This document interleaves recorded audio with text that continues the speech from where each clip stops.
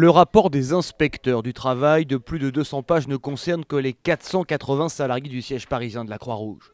Entre les journées dépassant 10 heures de travail, les semaines de plus de 48 heures et les privations de repos au quotidien minimum, la Croix-Rouge s'est rendue coupable l'an passé de plus de 3800 infractions. Nous avions saisi l'inspection du travail sur le fait qu'il y avait des heures supplémentaires qui étaient effectuées par les salariés, mais en aucun cas ce qui a été relevé par l'inspection du travail, c'est-à-dire les infractions au code du travail, sur la durée du travail. Ça a été notre grosse surprise. Selon les syndicats, les conclusions du dernier baromètre social réalisé au sein de l'association étaient très négatives. Pourtant, pas de problème de sous-effectif.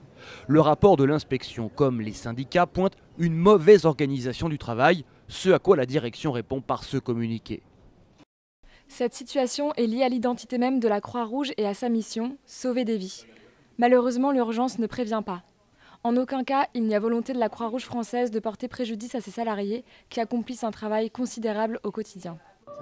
La Croix-Rouge est depuis plusieurs années en déficit, de plus de 7 millions d'euros en 2014. Si des poursuites judiciaires étaient engagées, elle s'exposerait potentiellement à des sanctions financières comprises entre 3 et 11 millions d'euros. Les syndicats redoutent que la direction déguise un plan social en demandant des départs volontaires.